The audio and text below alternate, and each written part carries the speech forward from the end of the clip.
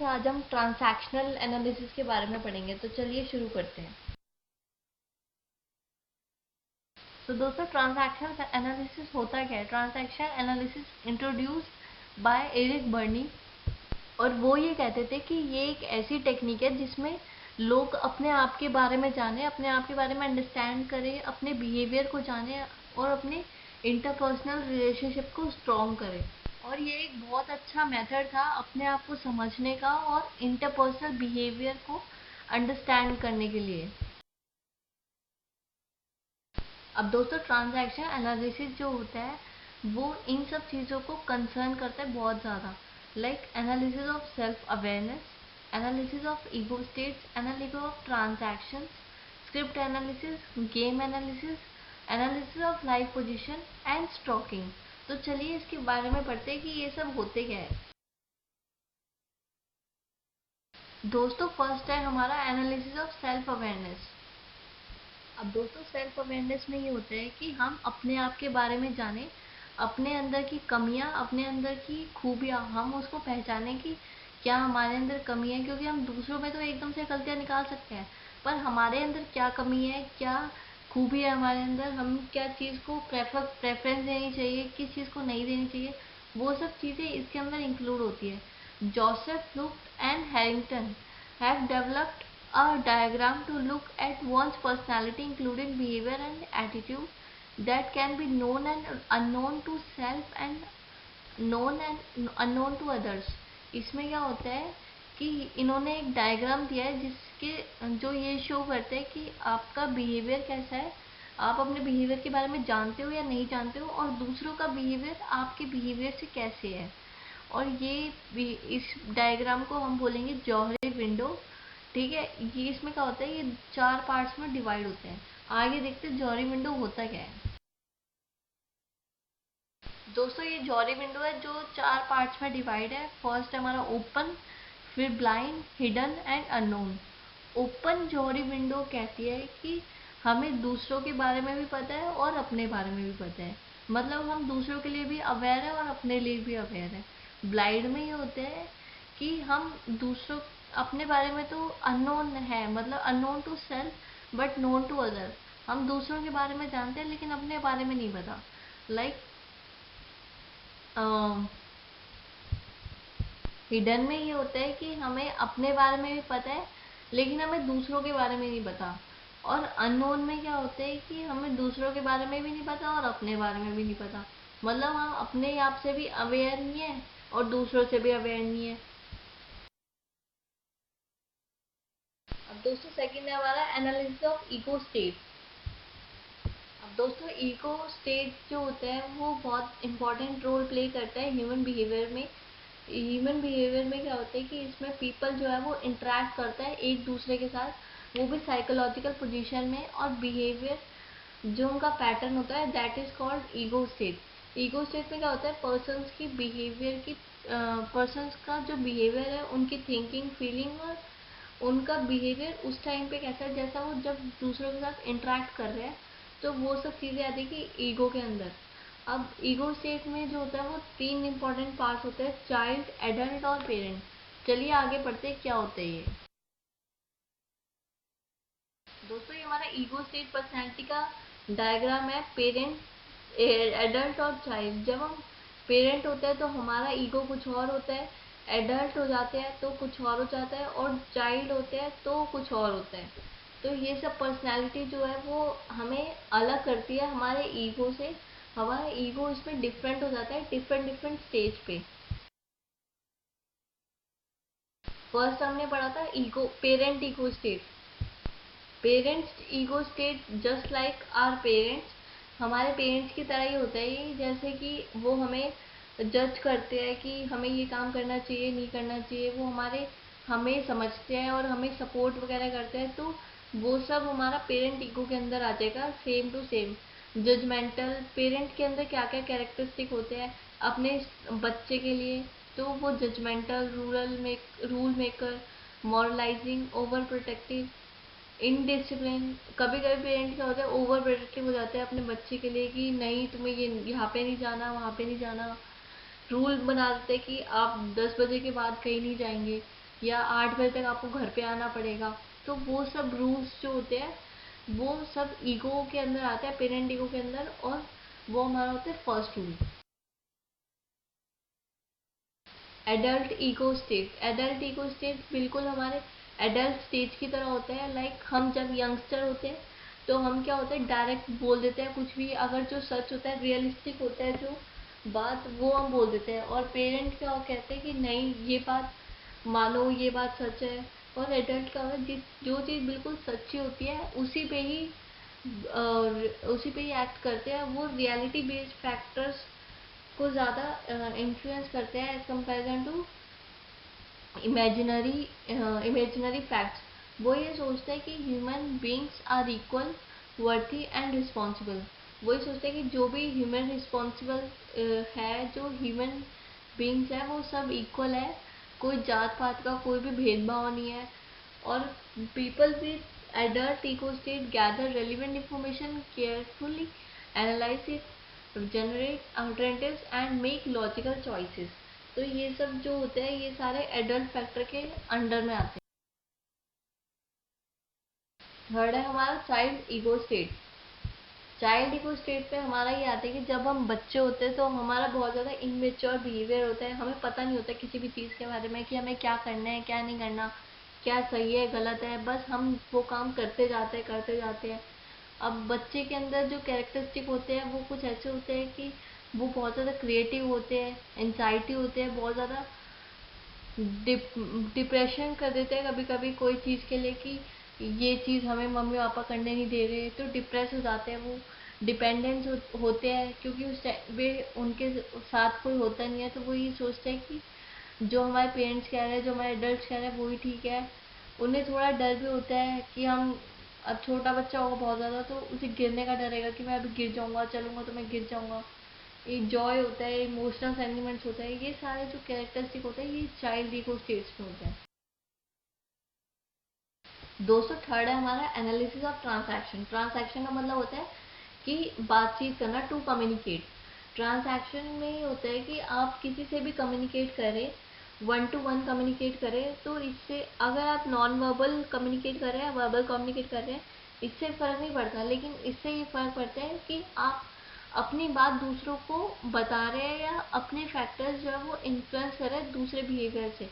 Like आप किसी के बात से बहुत ज़्यादा इन्फ्लुएंस होते हैं, आपके पेरेंट्स हो गए, आपके मेंटोर्स हो गए, आपके टीचर्स हो गए। तो अगर आप किसी की बातों से बहुत ज़्यादा इन्फ्लुएंस होते हैं तो आप उसी उन्हीं के ही साथ बात करना पसंद करेंगे, उन्हीं से ही इंटरेक्ट करना पसंद करेंगे। तो ये सब आएगा एनालिसिस ऑफ ट्रांजैक्शन में। दोस्तों एनालिसिस ऑफ ट्रांजैक्शन में तीन टाइप से हम क्लासिफाइड कर सकते हैं। तीन टाइप होते हैं इसके, कॉम्प्लीमेंट्री ट्रांजैक्शन, क्रॉस ट्रांजैक्शन और अल्टीरियर ट्रांजैक्शन। फर्स्ट है हमारा कॉम्प्लीमेंट्री ट्रांजैक्शन। कॉम्प्लीमेंट्री ट्रांजैक्शन का मतलब होता है कि आप दो लोग जो है सेम ईगो स्टेट के, आप आपस में कम्युनिकेट कर रहे हैं, दैट इज कॉम्प्लीमेंट्री ट्रांजैक्शन। इसमें हमारा फर्स्ट है adult adult transaction. It means अगर कोई एडल्ट पर्सन है वो एडल्ट से ही बात कर रहा है और अपनी जो बात है वो दूसरों के साथ शेयर कर रहे हैं, तो उसको ऐसा फील हुआ कि हाँ वो भी वही सोचता है जो मैं सोचता हूँ। और सेकंड स्टेज है एडल्ट पेरेंट ट्रांजैक्शन। एडल्ट की और पेरेंट की जो थिंकिंग है वो बिल्कुल अलग है, क्योंकि पेरेंट कुछ और ही सोचते हैं और एडल्ट कुछ और ही सोचते हैं। एडल्ट सोचते हैं एकदम रियलिस्टिक, बहुत ज़्यादा रियलिस्टिक होते हैं वो लोग, ऐसा बिलीव करते हैं कि जो मतलब सच है वो उन्हीं पे ही बिलीव करेंगे। और पेरेंट क्या होते हैं बहुत ज़्यादा इमेजिनरी भी होते हैं कभी कभी कि नहीं ये गलत हो गया, क्या पता ये हो जाए, क्या ये हो। तो उनके अंदर कहीं ना कहीं ये फैक्टर रहता है। एडल्ट चाइल्ड में बहुत ज़्यादा डिफरेंस आता है, क्योंकि चाइल्ड जो होता है वो बहुत ज़्यादा इमेच्योर होता है, इनसिक्योर होता है, डिपेंडेंट होता है। तो चाइल्ड तो वही सिचुएशन अडॉप्ट करेगा जो उसके पेरेंट्स कहेंगे। अब पेरेंट एडल्ट ट्रांजैक्शन, इसमें क्या होगा कि इसमें भी वही उल्टा होगा कि जब पेरेंट एडल्ट से बात कर रहे हैं, ये सारी ऐसी स्टेजेस हैं जो कॉम्प्लीमेंट्री स्टेजेस हैं। ये सारी स्टेजेस आप अपने एग्जाम में लिखिए, तो मतलब इसको ज़्यादा एक्सप्लेन भी करने की ज़रूरत नहीं है, जैसे आप इसको एग्जाम में लिखिए and you score the marks. Second है हमारा क्रॉस ट्रांजैक्शन।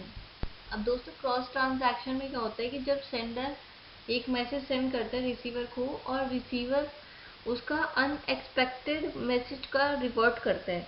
मतलब अब कोई चाइल्ड है, वो ये कहता है कि मुझे एक टॉय चाहिए, ठीक है, और वो ये पेरेंट्स एक्सपेक्ट करते हैं कि शायद उसे पेरेंट्स कहेंगे कि हाँ ठीक है बेटा दिला दूंगा, कल या परसों या कभी भी दिला दूंगा। और उनका रिप्लाई आता है कि तेरे को क्या ज़रूरत है, तेरे को क्या ज़रूरत है इसकी, तेरे को कोई ज़रूरत नहीं है, क्या करेगा लेके, पैसे वेस्ट करने वाली बात है। तो इससे क्या होगा, एक अनएक्सपेक्टेड ईगो स्टेट का रिसीवर रिवर्ट आया है कि मैसेज जो वो सोच रहा था वो बिल्कुल अपोजिट ही है उसका। तो इसमें क्या होगा, इसमें डिसएडवांटेज ये है कि इसमें कम्युनिकेशन का जो ब्लॉक होता है, कम्युनिकेशन का जो फ्लो होता है वो ब्लॉक हो जाता है, क्योंकि एक टाइम पे आके बच्चा ये सोचने लग जाता है कि बता मैं अपने पेरेंट्स को बोल के करूँगा क्या, उनको तो मेरी बात काटनी है। तो क्रॉस ट्रांजैक्शन के अंदर सबसे बड़ा डिसएडवांटेज यही है कि इसमें ब्लॉक हो जाता है कम्युनिकेशन का फ्लो। थर्ड है हमारा अल्टीरियर ट्रांजैक्शन। इसमें क्या होता है, दो इको स्टेट के पर्सन आपस में सेम ग्रुप के बात कर होते हैं, लाइक पेरेंट पेरेंट, बट एक पेरेंट का जो बिहेवियर है वो बहुत ज़्यादा ओपन माइंडेड है और दूसरे पेरेंट का बहुत ज़्यादा क्लोज माइंडेड है। तो इसमें क्या होगा कि इसमें स्टेजेस तो सेम है लेकिन माइंड सेट में वेरिएशंस है बहुत ज़्यादा। तो इसके अंदर अल्टीरियर ट्रांजैक्शन में यही सब आता है। दोस्तों फोर्थ है हमारा स्क्रिप्ट एनालिसिस। स्क्रिप्ट एनालिसिस अगर हम समझे तो स्क्रिप्ट एनालिसिस का मतलब हमारा, अगर हम लेमन लैंग्वेज में समझे इसको, तो स्क्रिप्ट का मतलब होता है कोई भी ऐसी चीज़ जो हमने पहले लिख दी और हम उसको बाद में कम्युनिकेट कर रहे हैं या बाद में उसको प्रैक्टिकल फॉर्म में इन्वॉल्व कर रहे हैं। लाइक अगर कोई मूवी आप देखें तो उसको उसकी स्क्रिप्ट पहले लिखी जाती है और उस पर एक्ट बाद में होते हैं। ऐसे ही स्क्रिप्ट एनालिसिस में होता है कि एरिक बर्नी ये बोलते हैं कि ये एक ऐसा ऑनगोइंग प्रोसेस है, ऑनगोइंग प्रोग्राम है जिसमें पेरेंट्स जो होते हैं वो अपने सारे फैक्टर्स अपने बच्चों में डाल देते हैं। लाइक अगर आपके परसेप्शन, उनके बिहेवियर सारे वो अपने बच्चों में डालते हैं, सो दैट अगर वो मतलब उससे क्या होगा, वो अपने या तो वो विन कर जाएंगे या फिर वो लूज हो जाएंगे। या अगर उनके पेरेंट्स बहुत ज़्यादा मोटिवेशनल है या उनका ऑक्यूपेशन ऐसा है कि वो बहुत ज़्यादा मोटिवेशनल के अंडर में आते हैं, तो उनके बच्चे हमेशा मोटिवेट रहेंगे और काम को फटाफट फटाफट कर लेंगे अच्छे तरीके से। और अगर उनके पेरेंट्स ज़्यादा अच्छे नहीं हैं या बहुत ज़्यादा मतलब लो कैटेगरी में आते हैं, तो पेरेंट बच्चे भी उसी हिसाब से रहेंगे कि हमें बस यही करना है या हमें इससे आगे बढ़ना ही नहीं है। तो पेरेंट्स के अंदर बच्चे के अंदर एक डीमोटिवेशनल फैक्टर अपने पेरेंट्स से ही आता है या मोटिवेशनल फैक्टर भी अपने पेरेंट्स से ही आता है। दोस्तों फिफ्थ है हमारा analysis of life position. Analysis of life position में होता है कि जब जैसे जैसे लोग बड़े होते हैं, जैसे जैसे ह्यूमन बिहेवियर, उसका बिहेवियर चेंज होता जाता है अपने प्रति भी और दूसरों के लिए भी। तो अगर इसके अंदर ये लाइफ पोजीशन आते हैं, जैसे कि चार पोजीशन होते हैं इसमें, I am okay, you are okay, मतलब मैं भी ठीक हूँ तुम भी ठीक हो, मतलब सब सब ठीक है। I am okay, you are not okay, मतलब मैं ही ठीक हूँ और बाकी सब बेकार, सब गलत है, सब बेकार है। I am not okay, you are okay, मतलब अपने ऊपर कॉन्फिडेंस नहीं है कि मैं तो ठीक हो ही नहीं सकता कभी भी, तुम ही हो सकते हो हमेशा। तो और फोर्थ स्टेज है हमारी, I am not okay, you are not okay, मतलब मैं भी ठीक नहीं हूँ तुम भी ठीक नहीं हो, मतलब किसी के ऊपर भी विश्वास नहीं है, सबके ऊपर से विश्वास उठ गया कि हम सब बेकार है, इस दुनिया में फालतू में आया है ये वो।